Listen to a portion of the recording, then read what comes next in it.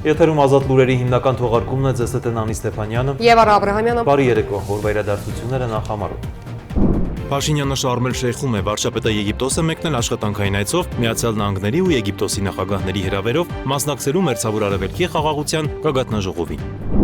Շարմ էլ-Շեյխում Նիկոլ Փաշինյանն ու Իլհամ Ալիևը կարճ զրույց են ունեցել։ Նրանց զրույցին է միացել նաև Պակիստանի վարչապետ Շահբազ Շարիֆը։ Ֆինանսների նախարարությունը արժույթի միջազգային հիմնադրամի հետ համատեղ նախաձեռնել է փոփոխություններ պետական պարտքի մասին օրենքում ներառելով համայնքային պարտքերը եւ բացառելով կենտրոնական բանկի արտաքին պարտքը։ Նոր նախագիծը նպատակ ունի ամրապնդելու պետական արտարժույթային պարտատոմսերի թողարկման լիազորությունները։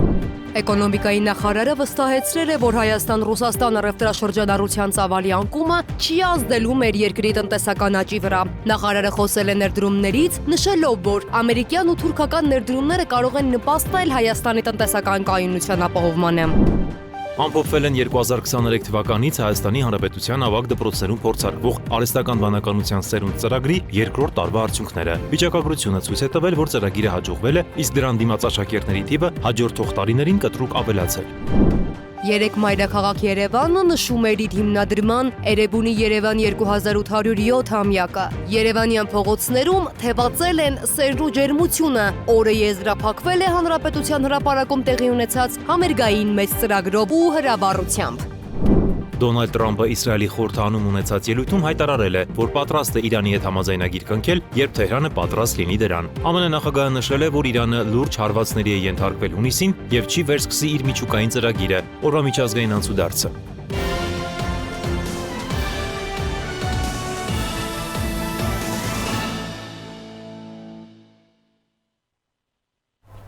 Նիկոլ Փաշինյանը Շարմ էլ-Շեյխում է, վարչապետը Եգիպտոսը մեկնել աշխատանքային այցով Միացյալ Նահանգների ու Եգիպտոսի նախագահների հրավերով։ Շարմ էլ-Շեյխում նա կմասնակցի Մերձավոր Արևելքի խաղաղության գագաթնաժողովին։ Ավելի վաղ հայտնի էր դարձել, որ Գազայի հարցով կանալիք միջազգային գագաթնաժողովին, որին մասնակցելու է Միացյալ Նահանգների նախագահ Դոնալդ Թրամփը, հրավիրվել են 20-ից ավելի երկրներ։ Միացյալ Նահանգների պետքարտուղարությունը այսօր հրավերներ է ուղարկել նաև Հայաստանին, Ադրբեջանին, Հունգարիային, Հնդկաստանին, Իրանին եւ այլն։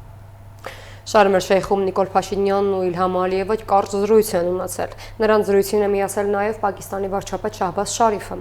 Վարչապետ Փաշինյանը շփումներ է ունեցել նաև արտերկրի այլ գործընկերների հետ։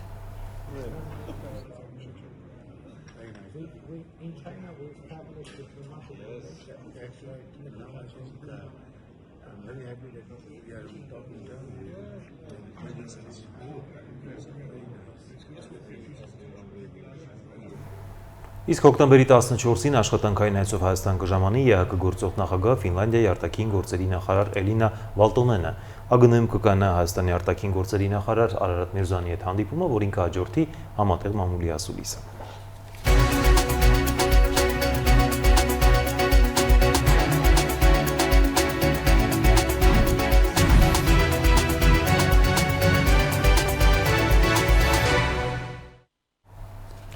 Ֆինանսների նախարարությունը արժույթի միջազգային հիմնադրամի հետ համատեղ նախաձեռնել է փոփոխություններ պետական պարտքի մասին օրենքում, ներառելով համայնքային պարտքերը եւ բացառելով կենտրոնական բանկի արտաքին պարտքը։ Նոր նախագիծը, որը քննարկվել է ֆինանսավարկային եւ բյուջետային հարցերի մշտական հանձնաժողովի այսօրվա նիստում, նաեւ նպատակ ունի ամրապնդելու պետական արտարժույթային պարտատոմսերի թողարկման լիազորությունները։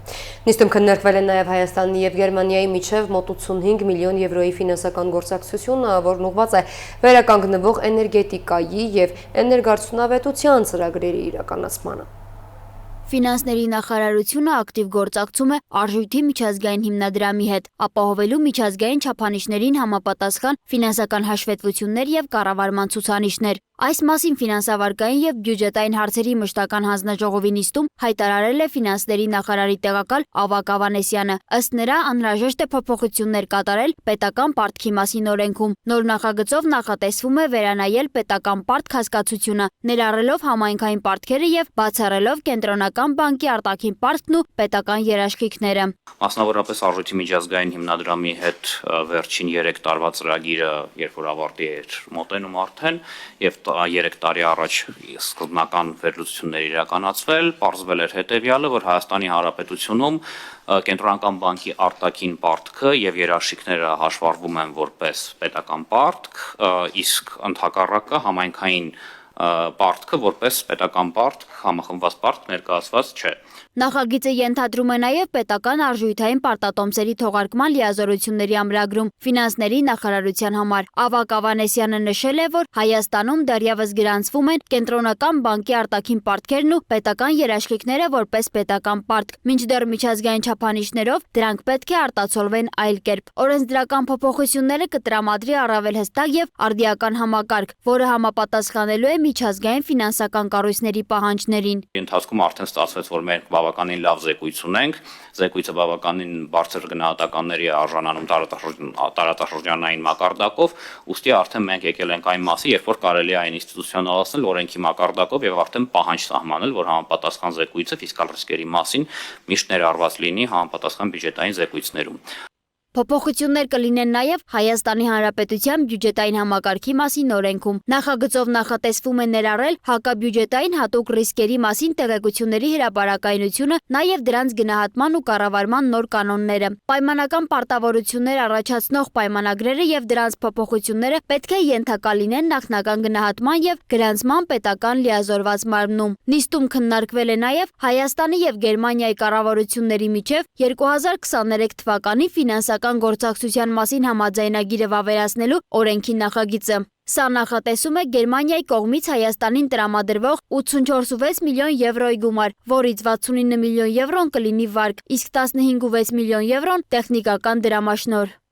W-ն տրամադրում է վարկեր, GIZ-ը դրամաշնորհային միջոցներով խորհրդատվություն, աջակցություն, որպեսզի այդ վարկերը արդյունավետ իրագործվեն։ Այս տարի 25 թվականի մարտի 31-ին, եթե գիշեք, ԳԴՀ նախագահ Ֆրանկ Վալտեր Շտայնմայերն էր Հայաստան այցելել եւ այդ շրջանակներում ես եւ գերմանական կողմից դեսպանը ըստ էության ստորագրեցինք Գերմանիայի եւ Հայաստանի միջև ֆինանսական համագործակցության մասին համաձայնագիրը, որը այնուհետև գնաց կառավարություն, համանդական դատարան եւ բնականաբար արդեն ներկայացվում է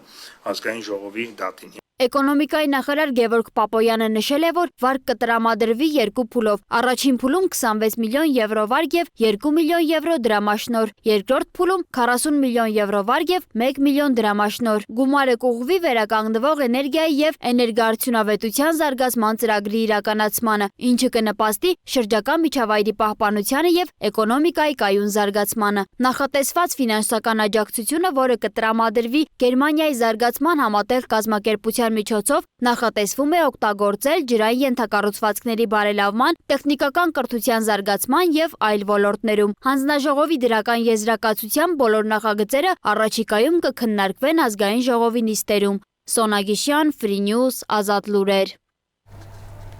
Էկոնոմիկայի նախարար Գևորգ Պապոյանը վստահեցրել է, որ Հայաստան-Ռուսաստան առևտրաշրջանառության ծավալի անկումը չի ազդելու մեր երկրի տնտեսական աճի վրա։ Նա ընդգծել է, որ թվերը ուռճացված են եւ ոչինչ չի փոխվի, նույնիսկ եթե այդ թիվը զրոյանա։ Լրագրողների հետ զրույցում նախարարը նաև խոսել է ներդրումներից, նշելով, որ ամերիկյան եւ թուրքական ներդրումները կարող են նպաստել Հայաստանի տնտեսական կայունության ապահովմանը։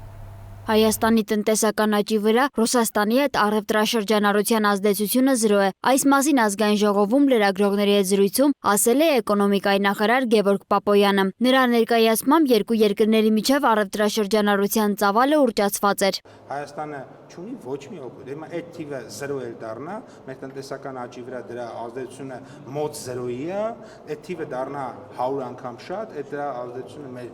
տնտեսական աճի վրա մոտ 0-ի է, որովհետև դա մի բան է, այսինքն այդ պրոդուկտը գալիս էր Հայաստան, դուք գնում եք մեկ այլ երկիր։ Ինքը ֆորմալ առումով, վիճակագրական առումով թիվ է Ռուսաստանի համար արդյունք է էական, որովհետև ինքը բան է արտահանում։ Էմիրատների համար արդյունքը, որովհետև ինքը ստանում է։ Մեր համար ինքը ընդհանրապես վիճակագրական թիվ է։ Պապոյանն ընդգծել է, որ այդ գործընթացը պայմանավորված էր ոսկու շրջանառությամբ։ Թանկարժեք այս մետաղը ներմուծվում էր Հայաստան այլ երկրներ արտահանելու նպատակով, ուստի այն չէր կարող մեծ եկամուտներ ապահովել։ Նա անդրադարձել է նաև Դուշանբեում ԱՊՀ երկրների ղեկավարների խորհրդի նիստին Նիկոլ Փաշինյան-Վլադիմիր Պուտին երկխոսության դրվագին, որտեղ երկու երկրների առաջնորդների ներկայացրած վիճ տվյալները չէին համապատասխանում եւ նրանցից յուրաքանչյուրը վստահեցնում էր, որ իր տեղեկությունն է հավաստի։ Պապոյանը կրկին պնդել է, որ Փաշինյանի ներկայացրած ցուցանիշներն էին ճիշտ։ Նա նշել է, որ Հայաստանի ազգային վիճակագրական ծառայությունը հրապարակում է միայն փաստացի տվյալներ։ Հիմա թե որտեղ ինչպես են հաշվում, ես չեմ կարող ասել կամ ինչ թվեր որտեղ ինչ կա։ Մենք այլ բան չենք կարող հրապարակել։ Եթե վիճակագրական ծառայությունը ասի 1 միլիարդ է, պետք է ասենք 1 միլիարդ է, ասի 11-ը, ասենք 11-ը։ Նայել ենք, տեսել ենք, չգիտեմ, 9-ը, ասել ենք 9-ը։ Խոսելով Հայաստանի տնտեսական հնարավորություններից Պապոյանն անդրադարձել է ամերիկյան ներդրումների ներգրավմանը եւ շուկայի ընդլայնման հնարավորություններին։ Նա ընդգծել է, որ հիմա Հայաստանը ակտիվորեն գործակցում է համաշխարհային բրենդների հետ, որը մեր հանրապետությանը հնարավորություն կտա բարելավել մեր դիրքերը միջազգային շուկայում։ Եթե նկատել եք օրեր առաջ, օրինակ ես հանդիպել եմ Starbucks ցանցի տարածաշրջանային տնօրենի հետ, այսինքն նաև այդ մակարդակում լոկալ, տեղային մակարդակում խոշոր բրենդների հետ եւ արդեն պետական մակարդակում, եթե այդ մակարդակում եւս քննարկենք հնարավոր ներդրումային ծրագրերը, այս առումով մենք եւս ուսումնասիրում ենք ամերիկյան հնարավոր ներդրումների տեղերը, չափերը, ինչպես նաեւ եւ հուշում ենք գործընկերներին, որ այստեղ օրինակ այս բրենդը կարող է ներկայանալ, այս ոլորտում շուկայի հնարավորությունները այսքան են։ Մենք ինքներս ենք անում շուկայի տարողության գնահատում, գործընկերներ իրենք եւս գալիս են եւ մի երկուսն էլ կա, որոնք ուղղակի ընթացքի մեջ են եւ բրենդի հետ պայմանավորվածության արդյունքում, այդպես ասած, չենք հայտարարում դրա մասին, խոսում ենք այն մասին միայն, որոնք որ ինքը բրենդը համաձայն է։ Պապոյանն առանձնահատուկ կարևորել է թուրքական ներդրումների հնարավորությունը, նշելով, որ այն դրական ազդեցություն կունենա Հայաստանի տնտեսական կայունության վրա։ Չեմ կարծում, որ մեր խնդիրն է, որպեսզի մենք հենց անենք, որ ներդրումներ անենք, մեր խնդիրն է, որ մեր ապրանքները կարողանանք վաճառել Թուրքիայում, սա մեկ, այսինքն էքսպորտ ունենանք այնտեղ, եւ երկրորդը օգտագործենք թուրքական նավահանգիստների եւ թուրքական ճանապարհների պոտենցիալը եւ այդ պոտենցիալի միջոցով մեր ապրանքները արտաքին աշխարհ, երբ որ մենք հասցնենք, դրանք կլինեն շատ ավելի մրցունակ, քանի որ թուրքական նավահանգիստներով միջակայական ծով դուրս գալը մոտավորապես երևի 3 անգամ ավելի կարճ է, եւ որը էականորեն ազդում է տրանսպորտային ծախսերի վրա եւ հետեւաբար ապրանքների մրցունակության վրա եւ իհարկե նաեւ օգտագործելով թուրքական ցամաքային եւ ծովային հնարավորությունները, նավահանգիստներ, ճանապարհներ, Հայաստան ներմուծվող ապրանքների գները էականորեն իջեցնել եւ դրանով նաեւ ուրեմն բնականաբար եթե որևէ որոշակի ապրանքներ գան Հայաստան շատ ավելի քիչ տրանսպորտային ծախսերով, դա հնարավորություն կտա մեզ շատ տրամաբանական է, այստեղ ունենալ շատ ավելի մրցակցային միջավայր։ Խոսելով TRIP նախագծից Պապոյանն ասել է, որ այս պահին մանրամասն ուսումնասիրություններ են իրականացվում եւ ճանապարհների կամ ենթակառուցվածքների վերաբերյալ դեռևս կոնկրետ հայտարարություններ անել չի կարող։ Այնուամենայնիվ նա ընդգծել է, որ աշխատանքներ տարվում են եւ Հայաստանը պատրաստվում է նոր ծրագրեր իրականացնել։ Անդրադառնալով ֆերմերների դաբաղի տարածման մասին ահազանգերին, Պապոյանը վստահեցրել է, որ դրանք իրականությանը չեն համապատասխանում։ Հայաստանում այդ հիվանդության որևէ դեպք չի արձանագրվել։ Նա հավելել է, հարևան երկրներում դեպքեր արդեն գրանցվել են, ուստիալվում է հնարավորը կանխարգելելու հիվանդության ներթափանցումը մեր հանրապետություն։ Ներկայում իրականացվում է լայնամասշտաբ վակցինացիա։ Սոնա Գիշյան, Free News, Ազատ լուրեր։ Ամփոփվել են 2023 թվականից Հայաստանի ավագ դպրոցներում փորձարկվող արհեստական բանականության սերունդ ծրագրի երկրորդ տարվա արդյունքները։ Վիճակագրությունը ցույց է տվել, որ ծրագիրը հաջողվել է, իսկ դրան դիմաց աշակերտների թիվը հաջորդող տարիներին կտրուկ ավելացել։ Հիմա արդեն նախանշվում են 2026 թվականի համար նախատեսված ընդլայնման ուղղությունները։ Հայաստանում շարունակվում է կրթական ոլորտում արհեստական բանականության ուսուցման զարգացման գործընթացը։ Ընդամենը 2023-ին մեկնարկած արհեստական բանականության սերունդ ծրագիրն արդեն իսկ տվել է իր պտուղները։ Եվ այսօր Կրթության, գիտության, մշակույթի եւ սպորտի նախարարությունն ու Հայաստանի գիտության եւ տեխնոլոգիաների հիմնադրամը հայտարարում են արհեստական բանականության սերունդ ծրագրի ընդլայնման մասին։ Սա շատ կարևոր է, որովհետեւ մենք կարող ենք լավագույն մտքեր ունենալ, լավագույն ծրագրերը գծել եւ դրանք մնան թղթի վրա, որովհետեւ դրանց իրականացումը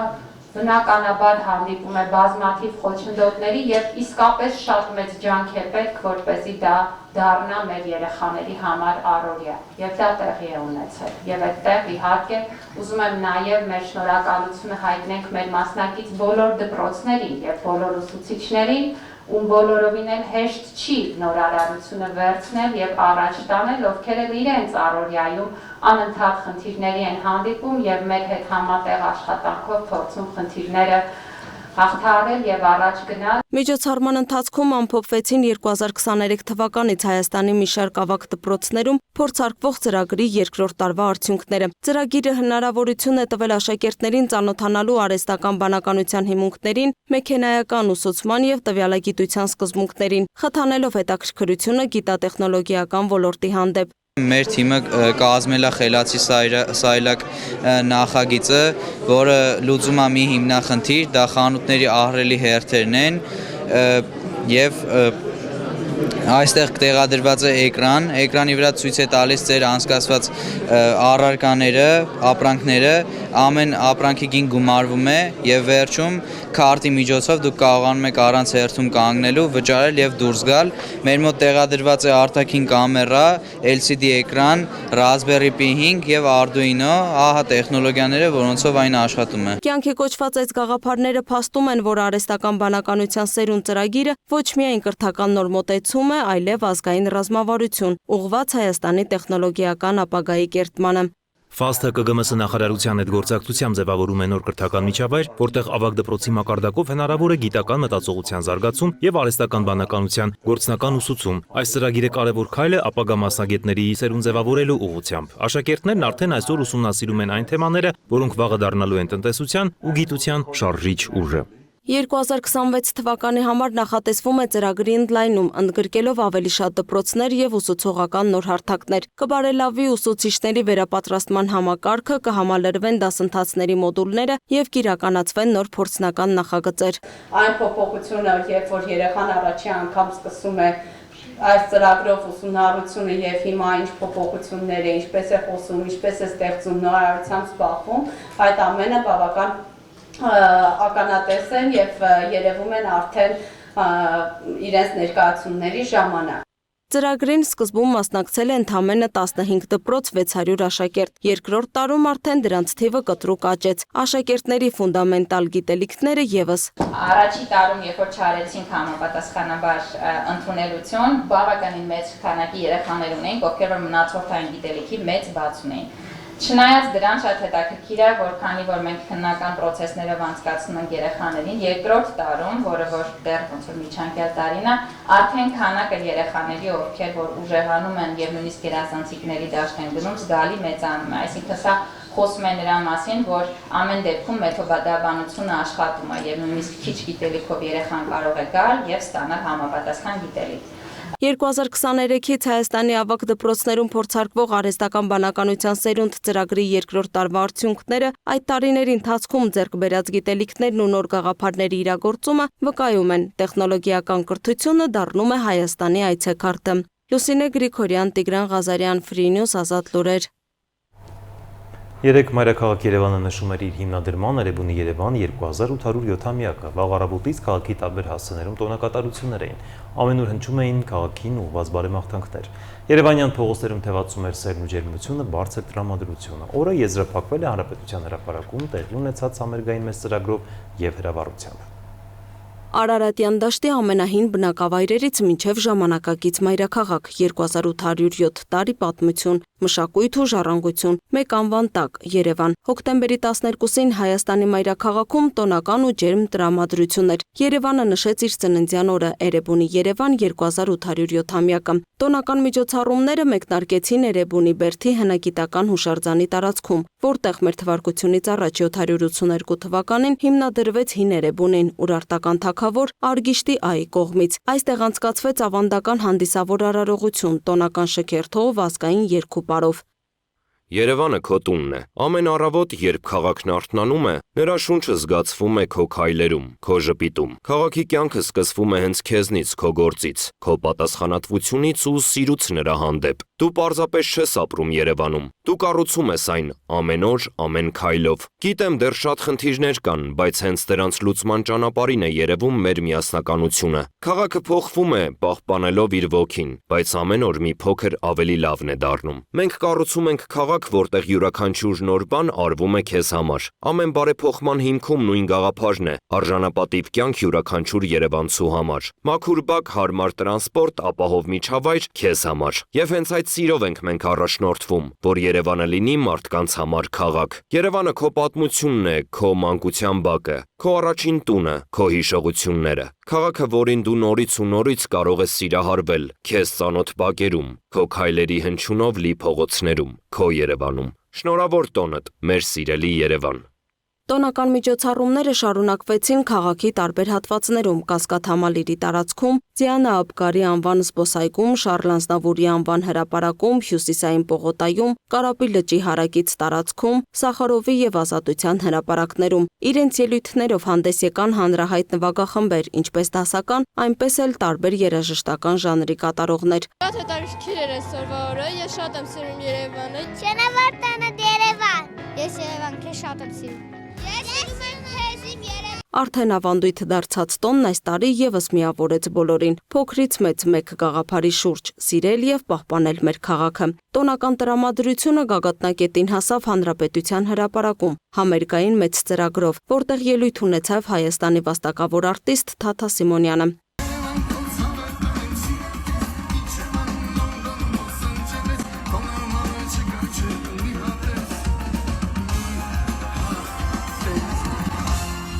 Լուսինե Գրիգորյան, Free News, Ազատ լուրեր։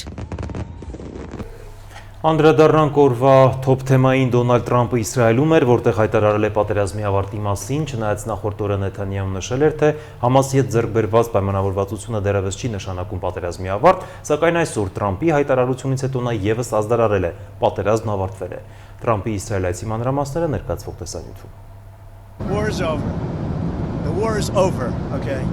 Գազայում պատերազմն ավարտվել է, սա նոր սկիզբ է, նման իրադարձություն երբևէ չի եղել։ Սա ԱՄՆ նախագահի գրառումն է Իսրայելից, Թրամփը ոգևորված է, ասում է արկերի պայթյունի փոխարեն հիմա պատերազմող երկրների փողոցներում անհավանական սեր է տիրում։ Իսրայելի եւ Պաղեստինի փողոցներում իսկապես տոնական տրամադրություն է։ Դեռ օրեր առաջ, երբ կողմերը համաձայնեցին Գազայի հատվածում հրադադար հաստատելու ծրագրի առաջին փուլի շուրջ, խաղաղ բնակիչները հեղեղեցին փողոցները։ Նրանք մինչև այսօր տոնում են երկար սպասված համաձայնությունը եւ անհամբեր սպասում հարազատների վերադարձին։ Միացյալ Նահանգների միջնորդությամբ Իսրայելը եւ Արևմուտքի կողմից ահաբեկչական ճանաչված Համասը համաձայնության եկան անցած շաբաթվա վերջին։ Հրադադար հաստատելու ծրագրի առաջին փուլով այսօր Համասն ազատ արձակեց իսրայելցի 48 պատանդներին, որոնցից 20-ն են ողջ։ Իսկ Իսրայելն էլ ըստ պայմանավորվածության պետք է ազատի պաղեստինցի 250 դատապարտյալի եւ 1700 կալանավորի։ Բազմաթիվ քաղաքացիներ հավաքվել են Թել Ավիվի պատանդների հրապարակում տոնելու պատանդների ազատ արձակումը։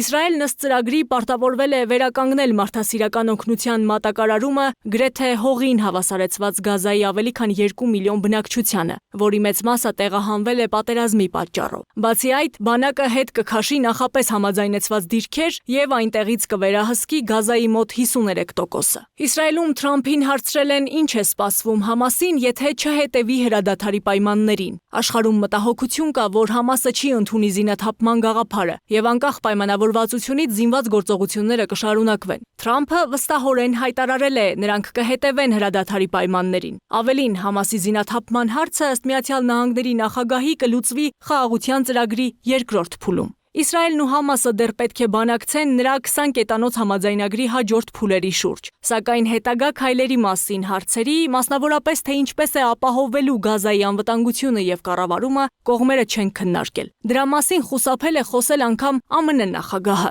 Չնայած այսօր հայտարարված խաղաղությանը 2023 թվականի հոկտեմբերին սկսված արյունալի պատերազմը ավելի քան 67000 պաղեստինցու կյանք է խլել։ Վիրավորվել է 169000-ը։ Իսրայելական կողմն էլ ունեցել է 1200 զոհ։ Եվ այս հրադադարն իսկապես հուսադրող է Գազայի հատվածի բնակչության դեմ ցեղասպանական հետագա գործողությունները կանխելու առումով։ Այդա Կիրակոսյան, Free News, Ազատ լուրեր։ Դոնալդ Թրամփը Իսրայելի խորհրդարանում ունեցած ելույթում հայտարարել է, որ պատրաստ է Իրանի հետ համաձայնագիր կնքել, երբ Թեհրանը պատրաստ լինի դրան։ Միացյալ Նահանգների նախագահը նշել է, որ Իրանը լուրջ հարվածների է ենթարկվել հունիսին եւ չի վերսկսի իր միջուկային ծրագիրը։ Նա միևնույն ժամանակ ասել է, որ Իրանի եւ Իսրայելի միջև խաղաղության համաձայնագիրը հրաշալի կլիներ եւ իր թիմը կարող է դա անել, բայց նախ պետք է զբաղվել Ռուսաստանի հարցով։ Իրանական կողմը ավելի վաղ մերժել էր Շարմ էլ-Շեյխում խաղաղության գագաթնաժողովին մասնակցելու հրավերը։ Ըստ Իրանի արտգործնախարար Շաբաս Արաղչիի Թեհրանը նախապատվություն է տալիս դիվանագիտական շփումներին, սակայն Իրանի ղեկավարությունը չի կարող շփումներ ունենալ այլ գործընկերների հետ, որոնք հարձակվել են իրանցի ժողովրդի վրա եւ շարունակում են սպառնալ ու պատժամիջոցներ սահմանել Թեհրանի նկատմամբ։ Եվ ահա ԱՄՆ նախագահի Իսրայել այցն ավարտվել է եւ նա արդեն մեկնել է Շարմ էլ-Շեյխ մասնակցելու մերձավոր արևելքի խաղաղության գագաթնաժողովին։ Նրան օդանավականում դիմավորել է Եգիպտոսի նախագահը, Շարմ էլ-Շեյխ է ժամանել նաեւ Թուրքիայի նախագահը։ Ըստ թուրքական լրատվամիջոցների Էրդողանի օդանավը օդում այնքան է պատտվել, մինչև հաստատվել է տեղեկությունը, որ գագաթնաժողովին Իսրայելի վարչապետ Նեթանյահուն չի մասնակցելու։ Ավելի վաղ Էրդողանը հայտարարել էր, որ եթե Նեթանյահուն ներկայանա, ապա ինքը գագաթնաժողովին չի մասնակցի։ Իդեպ Կահիրեում պայթյուն է որոտացել այն վայրում, որտեղ Թրամփը ժամանել է համաշխարհային առաջնորդների գագաթնաժողովին մասնակցելու համար։ Տեղական լրատվամիջոցների տվյալներով պայթյունի պատճառը զինամթերքն է, այլ տեղեկություններ դեռևս չեն հաղորդվել։ Հայտնի չէ նաև տուժողներ եղել են թե ոչ, միջազգային եւ տարածաշրջանային նորություններին տեսաշարով ծանոթացեք։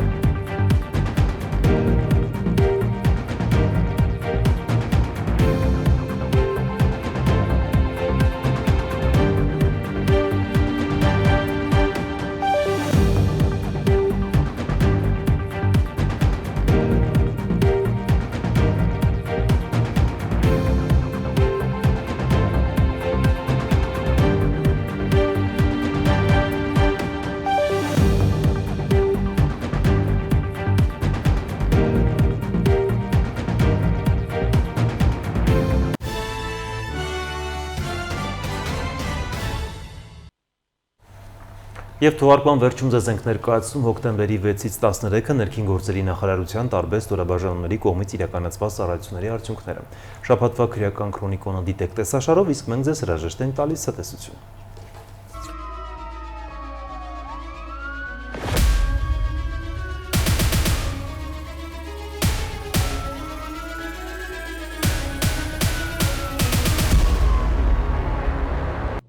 Մայրաքաղաքում եւ մարզերում պարեկային ծառայության իրականացրած միջոցառումների արդյունքում արձանագրվել է ճանապարհային երթևեկության կանոնների 20827 խախտում։ Պահպանվող հատուկ տարածք է տեղափոխվել 424 տրանսպորտային միջոց, հայտնաբերվել է 415 ոչ սթափ վարորդ, 712 անձ առանց վարորդական իրավունքի վկայականի։ Ընդհանուր առմամբ տարբեր խախտումներով եւ կասկածանքով համայնքային ոստիկանության բաժիններ է տարվել 107 քաղաքացի։ Հանրապետությունում բացահայտվել է 697 հանցագործություն, այդ թվում գտնվում 130 առանց վարորդական իրավունքի մեքենա վարելու դեպք, թմրանյութի հայտնաբերման 86, ֆիզիկական ներգործության 61, խարդախության 59, հոգեկան ներգործության 43, մարմնական վնասվածք պատճառելու 38, անձնական ունեցվածքի գողության 36 դեպք։ Նախկինում կատարված 36 հանցագործություն բացահայտվել է։ Հայտնաբերվել է 51 հետախուզվող, գտնվել 2 անհետ կորած, արձանագրվել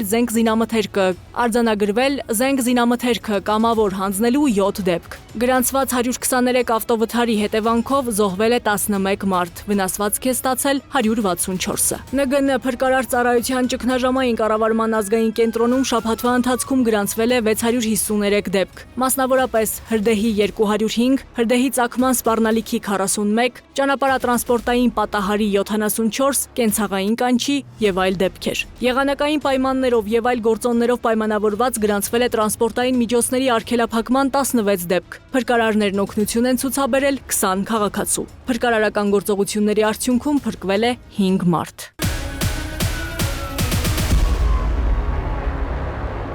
Շենգավիթի համայնքային ոստիկանները բացահայտել են պահեստից կատարված գողությունը։ Օգոստոսի 1-ի երեկոյան քրեական ոստիկանության Երևան քաղաքի վարչությունում հաղորդում էր տվել Փակ բաժնետիրական ընկերություններից մեկի տնօրենը։ Ըստ հաղորդման, վերջին 15 օրվա ընթացքում կոտրել են Նժդեի փողոցում գտնվող իրենց պահեստի դրամփականը եւ գողացել 10 միլիոն դրամի տնտեսական ապրանքներ։ Համայնքային ոստիկանության Շենգավիթի բաժնում ստացված օպերատիվ տվյալներն իրացնելիս պարզվել է, որ հանցագործությանը մասնակցել է նաեւ Արարատի մարզի Սիս գյուղի բնակիչ 23-ամյա մի երիտասարդ իր վարած Ford Transit մակնիշի ավտոմեքենայով։ Հոկտեմբերի 1-ին նա ձերբակալվել ու տեղափոխվել է բաժին։ Ավտոմեքենան տեղափոխվել է պահպանվող հատուկ տարածք։ Ըստ նախնական տվյալների հանցագործությունը տեղի է ունեցել հուլիսի 30-ին առավոտյան ժամը 5-ին։ Բացի վարորդից մասնակցել է եւս 2 հոգի, որոնք Շենգավիթի համայնքային ոստիկանների բացատրական աշխատանքի շնորհիվ ներկայացել են բաժին։ Ձեռնարկվում են միջոցառումներ գողոնը հայտնաբերելու ուղղությամբ։ Նախաքննությունը շարունակվում է։ Հայտնաբերվեցին հրազեն, սառը զենքեր եւ թմրանյութ, քրեական ոստիկանության հերթական բացահայտումը։ Քրեական ոստիկանության ծանր հանցագործությունների դեմ պայքարի վարչության քրեական միջավայրի հակազդման բաժնում ստացվել էր օպերատիվ տեղեկություն, որ 32-ամյա մի տղամարդ եւ իր ընկերները Երևանի տարածքում շրջում են մի քանի մեքենայով, նաեւ ապօրինի պահում ու կրում են հրազեն, սառը զենք եւ թմրամիջոց։ Տեղեկությունն իրացվեց հոկտեմբերի 3-ին քրեական ոստիկանության Երևան քաղաքի վարչության ծառայողների հետ։ Ժամը 18-ին Գարեգին Նժդեի եւ Մայիսի 9-ի փողոցների խաչմերուկում հայտնաբերվեցին 32-ամյա տղամարդն ու նրա ընկերները իրենց վարած 4 ավտոմեքենաներով։ Մի քանիսը փորձեցին դիմել փախուստի, ինչը կանխվեց։ 10 անց ձերբակալվեց եւ Mercedes, BMW ու 2 Porsche մակնիշի ավտոմեքենաներով հանդերձ տեղափոխվեց քրեական ոստիկանության գլխավոր վարչություն։ Ձերբակալվածներից մեկի 36-ամյա տղամարդու խուզարկությամբ հայտնաբերվեց 7 փամփուշտով լիցքավորված մարտական ատրճանակ, մեկ այլ 36-ամյա տղամարդու մոտ կար գաղտնի փականով դանակ, նման մի դանակ եւ կոկաինով 2 փաթեթ էլ հայտնաբերվեց 41-ամյա տղամարդու խուզարկությամբ։ Ավտոմեքենաները տեղափոխվեցին պահպանվող հատուկ տարածք ու կնիքվեցին։ Շենգավիթ վարչական շրջանի քննչական բաժնում նախաձեռնվել է քրեական վարույթ։ 41-ամյա տղամարդու նկատմամբ խափանման միջոց է ընտրվել կալանքը։ Նա տեղափոխվել է քրեակատարողական հիմնարկ։ Հանգամանքները նախաքննությամբ պարզվում են։ Ծանուցում ենթադրյալ հանցանքի մեջ կասկածվողը կամ մեղադրվողը համարվում է անմեղ, քանի դեռ նրա մեղավորությունը ապացուցված չէ Հայաստանի Հանրապետության քրեական դատավարության օրենսգրքով սահմանված կարգով, դատարանի օրինական ուժի մեջ մտած դատավճռով։